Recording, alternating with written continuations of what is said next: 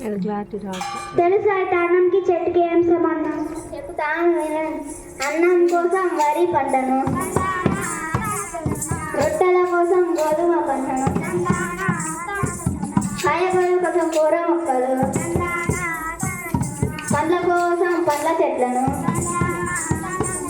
పప్పు కోసం కంది పంటను, కారం కోసం మిరప పంటను,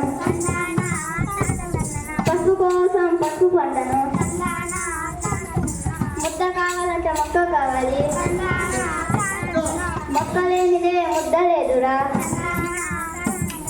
ముద్ద లేనిదే దీపం లేదురా, దీపం లేనిదే మనుగడు లేదురా.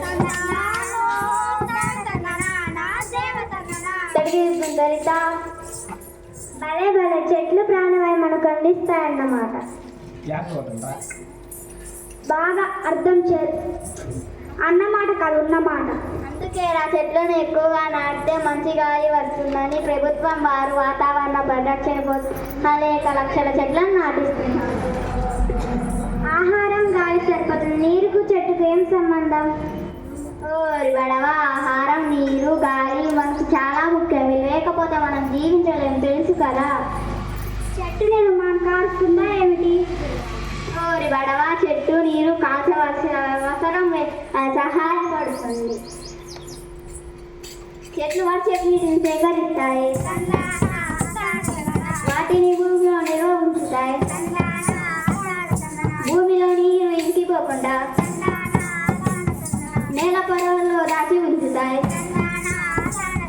నేలకోతను నిరోధిస్తాయి.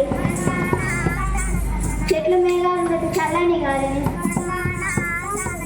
మేఘాలను తాకి వర్షపునిస్తాయి.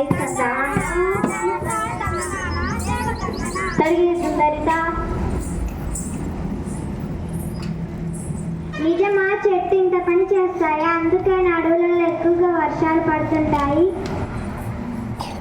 బాగా అర్థం చేసుకున్నారా? భలే భలే. అందుకే చెట్టు నీరు గురించి ప్రభుత్వం వారు అనేక పథకాలు రూపొందించారు. చెట్ల ద్వారా మందులు కూడా తయారు చేస్తారు. పచ్చని చెట్లు ఉన్నప్పుడు పిల్లలు కూడా మంచి జ్ఞాపక శక్తిని పెంపొందించుకుంటారు. అందుకే మనం చెట్లను నాడదాం, చెట్లను సంరక్షించాం, చెట్లను నాడదాం, చెట్లను సంరక్షించాం, చెట్లను నాడదాం, చెట్లను సంరక్షించాం.